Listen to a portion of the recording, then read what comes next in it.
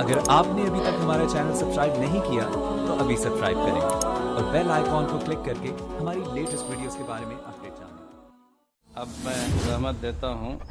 حضرت مولانا محمد قاسم صاحب صدر جمعیت علماء بہار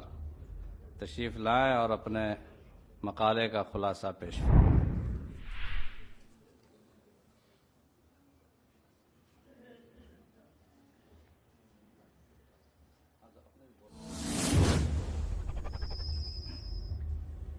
بسم اللہ الرحمن الرحیم الحمد للہ رب العالمین والصلاة والسلام علی سید المرسلین وعلی آلہ وصحبہ اجمعین اما بعد۔ حضرت صدر محترم امیر الہند جناب قاری سید عثمان صاحب منصور پوری، قائد ملت حضرت مولانا سید محمود اسعد مدنی دامت برکاتہم، علماء کرام، بڑی خوشی کی بات ہے کہ ابھی آپ حضرات کے سامنے ابو المحاسن مولانا سجاد رحمۃ اللہ علیہ کے سلسلے میں تأثرات پیش کیے گئے، اور تأثرات میں ہر شخص نے اس بات کا اظہار کیا کہ مولانا ابو المحاسن سجاد رحمۃ اللہ علیہ نے وہ کام کیا ہے اپنی زندگی میں جو کام آج کے علماء اور لوگوں کے لیے نمونہ بنا۔ جناب نبی کریم صلی اللہ علیہ وسلم کا بھی طریقہ عمل یہی تھا کہ جب کسی کام کو آپ نے پیش کیا یا فرمایا وہ امت کے لیے ایک نمونہ بنا، امت کے لیے ایک فن بنا۔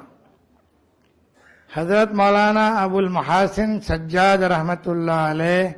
کا یہ کارنامہ ہمارے لیے نمونہ ہے، اور یہی نمونہ پیش فرمایا ہے امیر الہند حضرت قاری سید عثمان منصور پوری اور قائد ملت جناب مولانا سید محمود اسعد مدنی نے، کہ جمعیت علماء کی 100 سالہ تقریبات کے موقع پر جو پہلا سیمینار کیا ہے وہ اس شخص کے بارے میں کیا جنہوں نے جمعیت علماء میں سب سے پہلا قدم اٹھایا اور تحریک شروع کی، بہار میں بھی اور ہندوستان میں۔ گویا صوبے بہار ایک ایسا صوبہ ہوا ہے جس کے عالم جید نے ایک ایسے کام کا آغاز کیا جس کا تذکرہ آج 100 سال کے بعد بھی ہو رہا ہے۔ صوبہ بہار نے ابھی 17 مارچ کو ایک ایسی کانفرنس کیا ہے جس میں حضرت مولانا سید محمود اسعد مدنی نے اعلان فرمایا کہ 100 سالہ تقریبات کے سلسلے میں یہ تحریک شیخ الہند اور دینی تعلیمی تربیتی پروگرام، یہ 100 سالہ تقریبات کے سلسلے میں یہ پہلا پروگرام ہے جو صوبہ بہار نے کیا۔ ہماری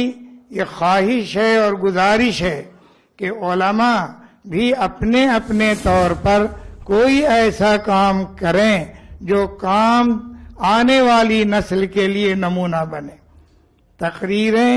خطابات تو ہوتے رہیں گے، لیکن کام ایسا ضرور کیا جائے جس کام کو لوگ نمونہ بنائیں۔ اللہ تعالی ہمیں اس کی توفیق و رحمت